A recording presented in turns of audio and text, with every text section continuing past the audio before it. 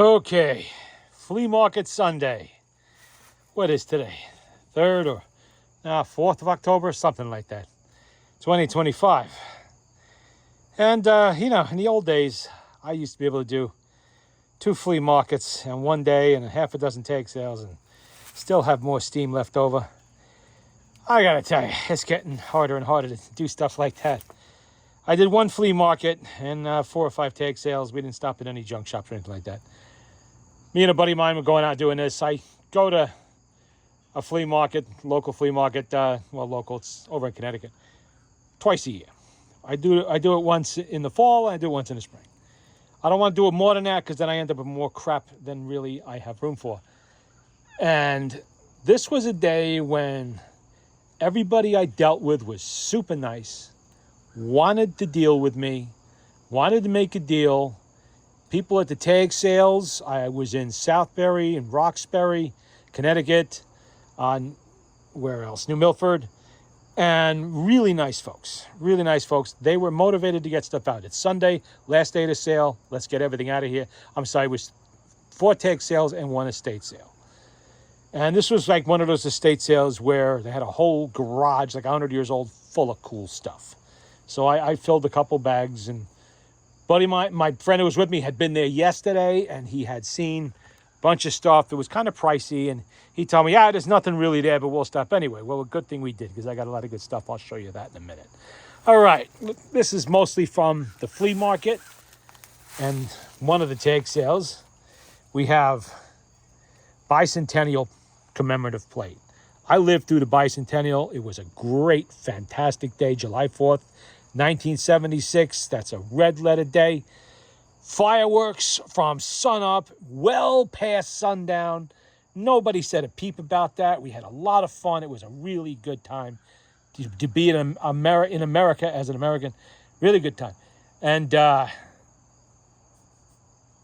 find these, commemoratives, I love finding stuff like that. I found more than one from this one estate, one tag sale we stopped at. All right. This, he wanted $60. He dropped it to $40, which is a really good price for this particular little camp stove. This is the Optimus. What was the model number on this? I don't remember the model number, but I bought this stove brand new in 1977, I think it was. It's made in Sweden. The Russians actually copied this, almost identical copy to it, but this is the original Swedish one. I now have a collection of 3 of them. And, I will never part. I loved that stove. I used it all over the place, up and down many mountains, the Whites, the Greens, the Catskills, the Adirondacks, locally, everywhere. Even out to the Rockies, I had this stove with me. Not this particular one, just like it. And I still have that stove. But that was there. And with it, along with it, I also got these. These are, I believe, 1950s Coleman fuel filters. But these are the little ones with a filter built in. These are kind of hard to come by these days, especially nice clean ones. And even with a new box, well, it's not a new box anymore, but it's in the box. The filter funnel. Filters fuel faster. Say that 3 times real fast. Kerosene, gasoline, lanterns, irons. These are great for lanterns. That's why I wanted it. All right. At the estate sale. Oh, no, I'm sorry. This was also from the flea market. It's a bipod. Not a Harris, I don't think, but it could be. Maybe it is. I'm not really sure what I'm going to put it on, what I'm going to do with it, but it is a bipod. I know that's going to fit at least a 14 on. It'll fit on. But these are kind of expensive. So, and this was essentially $5. I mean, what the hell? At $5 for a bipod like this, I don't care what it fits on. I'll make something to fit it on. Put it on a pair of binoculars if I have to. A lot of little wrenches for $1, $2, not that expensive at all. And especially in nice condition. Which one is this? Obviously, it's a Stilson wrench. I know that. But they weren't all made by Walworth. This one, this one was made by Ridge. You know that better today as the Rigid Company. That's Ridge Tool Company. They made this one. It's got nice teeth on there. I have a whole collection of these. It has the one-piece wooden handle, which is the old ones. This is going back to the early days of the 20th century, maybe even the last days of the 19th. Here's a smaller version. This one was made by Walworth, so that's nice.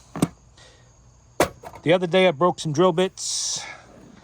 He had it at 10, he dropped it to 5, made it $1. Look at this. These are USA drill bits. A little rusty, but not bad at all. They will get used. I always seem to need drill bits. Let's move around to this box. This was from one of the tag sales. And we have retracting screwdriver here with the bits inside. We have another little set of drill bits, a little drill index box. It has bits with it, which I don't want to open one-handed, but trust me, they're in there. We have just miscellaneous stuff in here. You know, there's a flexible extension for 1/4-inch drive. We have a little plane. We have some screwdrivers. We have a circuit tester. We have a little, this is a magnet, isn't it? No, oh, no, it isn't. I don't know it isn't. It's a double, I don't know what that's for. Probably a chainsaw. We have some SK in here. We have some Snap-on in here. Other things. That's the other bicentennial plate. Look at that. Pewter. And this is not made in China. These were made here. That's a pewter commemorative plate, 1976. Flea market again. I got them at $10 on a beautiful, beautiful vintage, this is an early one, ammunition box. Look how clean that is. That's really nice. I generally don't buy ammo boxes because I have so many of them. But that one's going to be holding cigars. I have some cigars to put in there, so because it looks so nice, and it's an early one like that, which is harder to find, I grabbed that. This tote over here is full of motor oil and gear lube, stuff like that. That's normal stuff. I get that at estate sales all the time. Okay. This is a 78 RPM record holder, which I was actually looking for a smaller one like this. This holds about 30 records. I have the 50 ones that hold 50 records, but they are very heavy. Okay, it holds 25. It holds 25. And it looks like it's got almost that many in there. The records came with it, couldn't care less. It was $15. These things on eBay, when they're smaller like this and in nice condition, they want like $75 for them, and I'm not paying that. From another dealer, we have Enrico Caruso over there, and look at how clean that copy is. That is really nice. Over there, the signature song of our troops, the AEF in France during the First World War, over there. And it wasn't alone. Same dealer, and he was so happy he got somebody in there buying 78s that he dropped his prices down dramatically. Again, look how clean that record is. And what do you see? The American Quartet over there. This is the better known version of over there that you hear in all the movies, you know, and all of that. American Quartet, really nice. The flip side on this one was, I may be gone a long, long time. This was the song of the AEF during the war. And I was really, really thrilled that I was able to find that. Let's see if I can get it back in there. Yeah, okay. Let's close that for now. And thrilled to find that carrier. Now, this part always makes me a little sad when I see this. These are memorial flags. These are the flags that drape the caskets of our deceased veterans. When they pass away, they're entitled to one of these, and they get it. You can see it right there. Compliments of a funeral home. For whatever reason, the veterans' families did not choose to keep these flags and honor the memory of their deceased veteran, their deceased loved one. Don't know why. And it's not like it's once in a while. I must have 50, maybe 60 of these flags by now. You know, if I see it at the flea market lying with tools and crap on top of it, I will buy them. Usually I'm paying $20 to $25 each. I got these for $15 a piece because I took both of them, and I took the bipod and something else. I forget what. Oh, the Lee loader, which we'll get into next. But it's really sad when you see that. It really is. I mean, it doesn't really matter what you thought of the person. You know, maybe you didn't like your grandfather, your father, whatever it might be. Your grandmother even, you know, those women are veterans too. But you should honor their memory, even if you didn't like them. And one of those things should be, you keep the flag. If you don't want it, pass it down to somebody else in the family. Don't let it end up on a flea market table. You know, if nothing else, make sure it goes to the VFW. They'll take it. Okay, same guy had this Lee loader kit. These are always cool. This is an older one too, before they started using the plastic boxes. This is for 12 gauge. There's everything here to hand load, very simply, a 12 gauge shot shell. I never actually had one of these before. I mean, I've had them for a lot of other calibers. Never had one for 12 gauge. So now I do. There's the instructions with it, everything. Doesn't look like it's seen a lot of use either, but that's nice. Let me put this over here. This is just part of my little trolley that I wheel around. Put that over there. This is just it's a nice metal box. A little dirty. I'm going to have to clean that up. This has, let's see, how do I open this without cutting myself or doing anything else stupid? I don't know how to open it. Well, I'm not going to open it. I'll describe it. I'll open it later after I clean it. It's got the little plastic drawers, one of those little divider things. You put little nuts and bolts and stuff in there. Only this one is encased in a metal carrier. You can carry it around. It's got a door on it, so if you move it from one place to another, everything doesn't fall out all over the place. So that's nice. That was like $5. Estate sale. Let's see. We had a railroad lamp. This one was the parts one because it's missing the burner. Yet I don't think they realized. You see the NYCS? That's New York Central Railroad, and it's really clean. So I will acquire a burner for this, and this is going to be a $65, $75 lantern. This is just a normal Dietz. I bought it because it was extremely cheap and it had the red shade, which, by the way, does not indicate railroad use. That indicates it most likely was a milking lantern. That is so you don't spook the cows in the morning when you go out to milk them with a bright light. You know, you use the red light, just like, you know, in the military, they use the red lights on the submarine stuff so you don't destroy your night vision. Same thing. Same thing. If it says railroad on it, then it is railroad. Like this one. If it doesn't say it, you really can't say it's railroad unless you worked for the railroad and that's where you got it. All right. This, I stopped at a tag sale. It was an older couple there, and they were complaining that no one was buying anything. No one was, you know, coming around and valuing the older stuff. Everybody wanted new stuff. You know what I mean. This is a Coleman lantern that uses a propane cylinder, which is good. No problem. It's got a nice hard plastic case. I believe they still offer this today. It's probably $75, $80 or whatever. I got it for a few bucks because it was mixed in with a couple of other things. Bundled, as they say now. Alrighty. Estate sale stuff. We have just miscellaneous tools. I was ripping these off the table and dumping them into bags as quick as possible. This is an SK breaker bar that is missing what I suspect had a soft rubber handle on it. But that's okay, still works. You can still put a pipe on that thing and crank down on it. It happens I need one for something, so there we go. SK. Various pipe wrenches, a full bottle of propane. Price these. These are pretty expensive. Just miscellaneous tools. I got them because I wasn't paying much. Everything I bought at this estate sale was like $25, $30, whatever it was. And there was a lot of stuff, and I haven't shown you all of it yet. There's something coming up that's really going to be cool. Same estate sale, this big bag of stuff. This is just a little tin box. You know, probably somebody's recipes used to be kept in there, whatever. Doesn't matter. Look at this. Bolestol. This is expensive crap nowadays. $7 or $8 a can, easy. And this still has, I tested it, it sprays everything.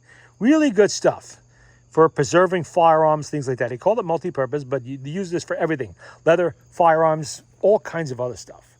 So that's good. And it's even biodegradable. Look at that. So that's good stuff. Look, when they bought it, which was probably 10 or 15 years ago, was $13. Probably got it at a gun store. This is more of the same. It's in the bag. You know, we got a nice aluminum funnel there. These are always good. This is brand new in the package. A Stanley multi-bit screwdriver. Down in there, we got some nice work globs. We have all kinds of bits and pieces. Some mechanics wire, a striker for that torch. And by the way, the tip for a torch is there that goes on that bottle.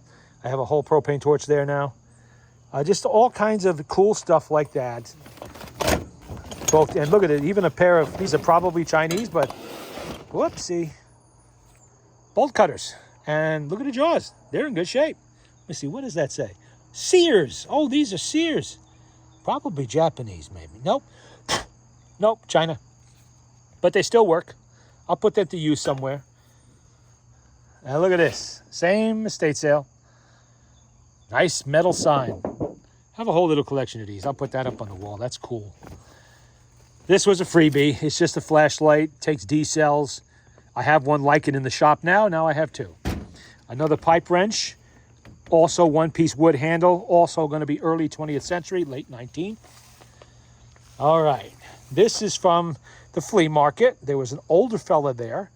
He sold me a lamp very, very cheaply. That is vintage. That's probably Depression era or maybe 1920s. Could be older. One thing it's not is a cheap modern piece of junk. It's not that. It comes with the shade, which is in this bed. But what was really cool that he had, you see that bowl down there? Any of you who know what uranium glass is will recognize that. This is jadeite. It is a jadeite bowl. And whoops, I gotta get my flashlight here right. So it will give me a UV light. Let's see. I take this with me to every flea market. Look at how that glows.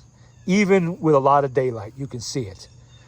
Uranium glass. That is uranium dust in the glass doing that.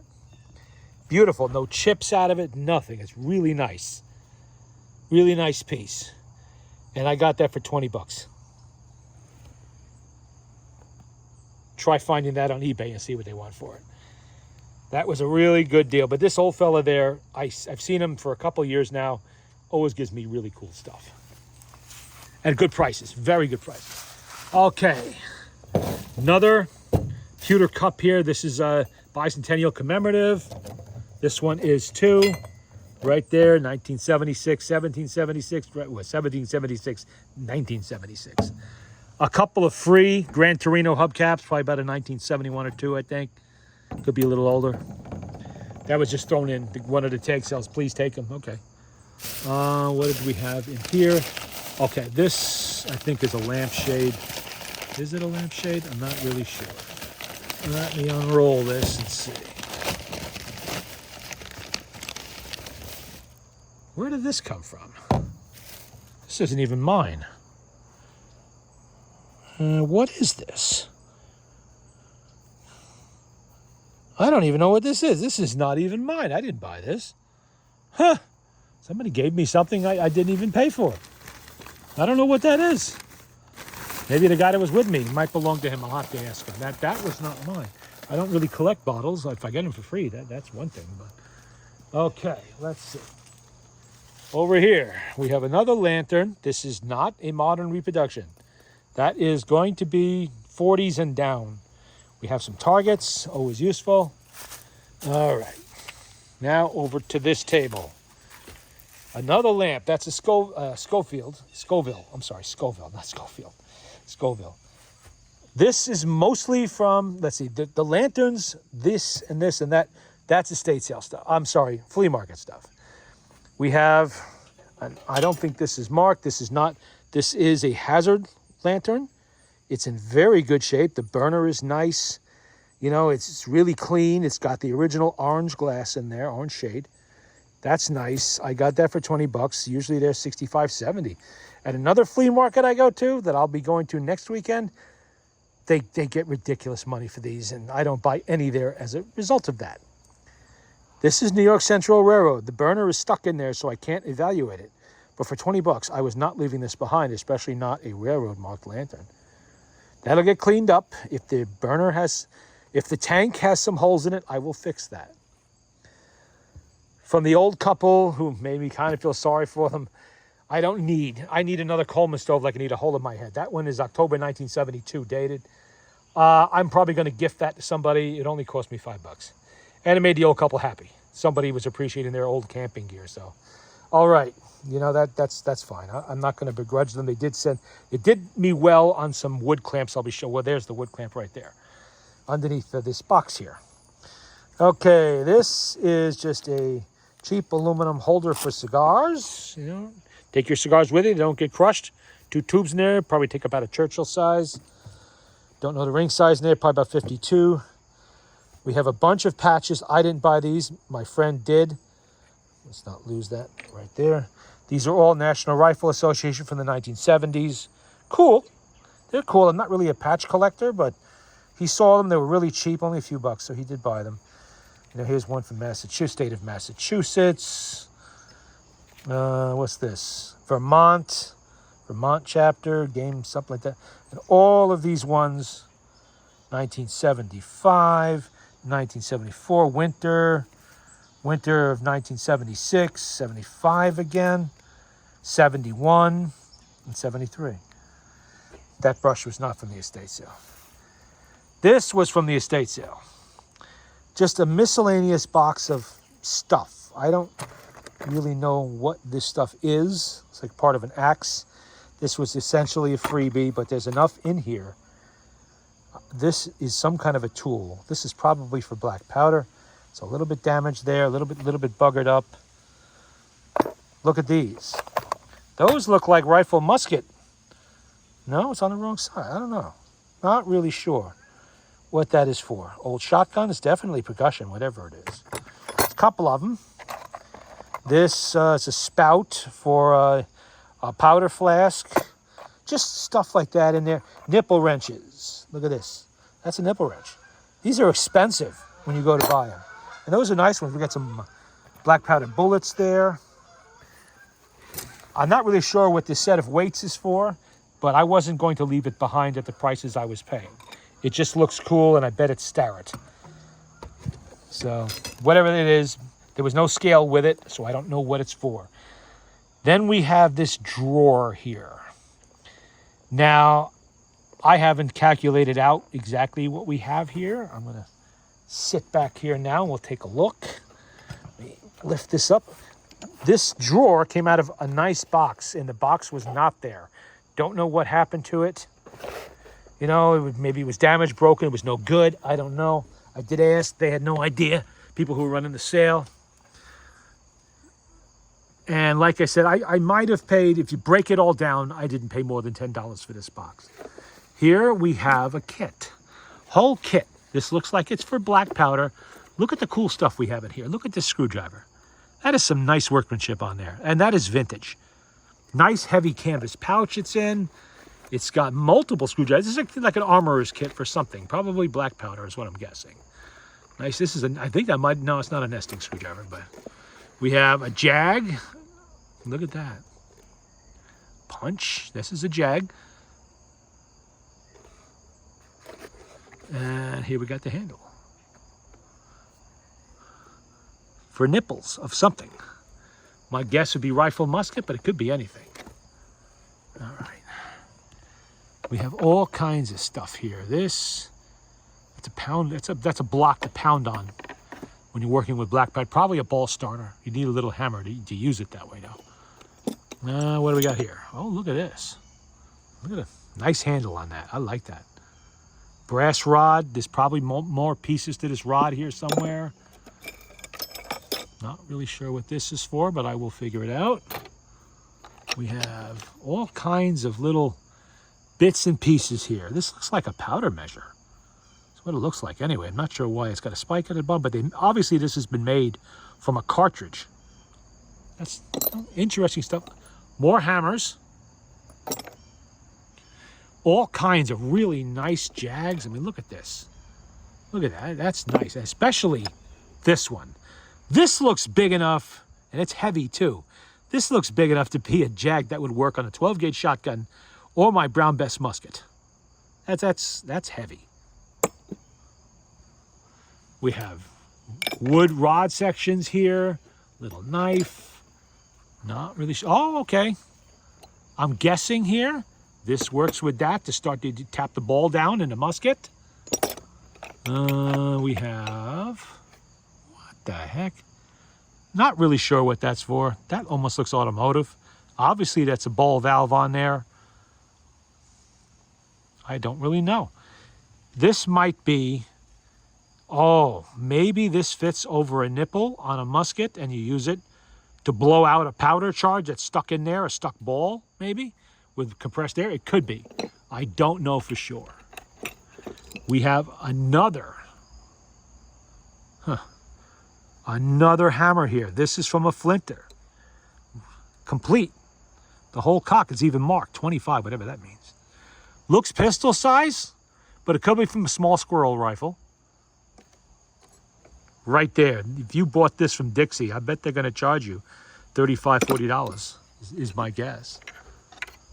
More musket parts. That's from the fore end. This is a piece of canvas for something in here. We'll figure that out later. Now, look at this. That looks big enough to be a Brown Bess, or probably a shotgun, because it's on the wrong side. Well, actually, no, it's not. What am I saying? That could be big enough to be a Bess or something like it. It's even got a flint still in there. Too bad the whole lock went here. Another, what looks like a powder measure. Kind of looks like it to me, anyway. I don't know what this little thing is. And we got another one. Look at this. Look at this. Really nice hammers. They're not all buggered out or nothing like that. Little mirror if you want to see the hard to reach places. Another one. Another hammer. That's got some kind of engraving on it. Look at that. That's cool. Okay. Look at these screwdrivers. Those are going right into my kit. Is that a screwdriver or is that a chip? No, that's a screwdriver. Solid steel shank all the way. Ooh, what does that say? Brigham Ltd. Number 5. And we have another one. It's a short one. What is that? Number 9 or number 6? Either way. We don't have the whole set, but we got some. And we got another hammer here. And we got some military cleaning rod sections. I know what these are for the M1. What else is hiding down there? Well, that's it. There's a lot of nice stuff here. What is this now? Huh. Oh, duh. That is a nipple wrench. That's a musket nipple. That's a musket nipple right there. So right there, that'll go for one of my rifle muskets. My 63 Springfield. That would definitely fit that. Okay. That's a really nice find. We have a powder measure here. Is that adjustable? No, I don't think it is. No, it's not adjustable, but it is a powder measure. Obviously for a big bore musket, because that holds a lot of powder. It does. No, it doesn't. Wait a minute. That looks like it is adjustable. But it is stuck. So you know what? I'm not going to force it. I won't force it. I'll figure that out later. But I think this is adjustable. This slides out. Almost feels like ivory, but it's not. It is wood. The old couple at the tag sale, they sold me nice wood clamp that's actually in good shape. It works perfectly. I saw a bunch at the last estate sale, and they were all warped, unfortunately. And I did not take them. So what are you going to do? And what do we got here? 1 gallon rifle bore cleaner. Look at that. F.E. Anderson Oil Company, Portland. This was a freebie today. If I'd been there yesterday, that's what they wanted for it. So it's empty. Obviously, it is not full, but it's in good shape. Let's see, spec 19. That could be 72. I don't know what the year is on this, but 70s would be my guess. That's nice. I'll clean that up. Go right into my can collection. Oh, I forgot this. Let's put this out of the way first. And all of these so we don't get them dirty. This camera, because I am getting back into 35mm film shooting. This is an Argus. I don't know the model. It's a rangefinder camera. And really clean, 35mm. And I saw a bunch of these types of cameras today. And they were dirty, beat up. Some of this is aluminum. It was corroded. It was nasty. And they still wanted $45, $55, $60, even $80 one person wanted for these. And I found this all the way at the end of this, at the flea market. Look how clean that camera is. Look how nice that is. And he only wanted $10 for it. So, you know, it's got 50mm Argus coated something on their lens. I can't really make it out. I used to know how to work with these cameras, and I will again. I already have a Nikon F anyway, so I'll figure this out. It's not that hard to do. And $10, I was not going to argue with the man. Not after what I'd seen arrested. Not for a camera this clean. You know, it's really, really nice condition camera. And I don't have them here. I've put them elsewhere already, but at one of the tag sales, I found some Edelbrock Performer intake manifolds in beautiful shape for a small block Mopar. That's 318, 340, maybe even 273, I don't know. And 360, 4-barrel, obviously. $20 each with an AFB carburetor, a really clean AFB core. $20 each. So I immediately contacted a Mopar muscle friend of mine who likes, you know, all those muscle Mopars. And he immediately said, buy them. So I bought them, you know, for him. So I've priced them. I know they go 400 and change new, some ridiculous money like that. This was a situation where somebody had passed away. They were selling a 1967 Dodge Dart there with a worked up small block in it. And all the spare parts were being sold. They wanted 28G for the car. I wasn't buying the car, but I did see those manifolds in the parking lot. They had $20 price tags on it. I said, that sounds suspiciously cheap. Looked them over, nothing wrong with them. I could see another price on them of $170 some odd in Magic Marker, where somebody had obviously bought them either used or on clearance or whatever, or maybe just bought them a real long time ago. And that's what they had paid for them. And I got them for $20 each, and I'll give those to him.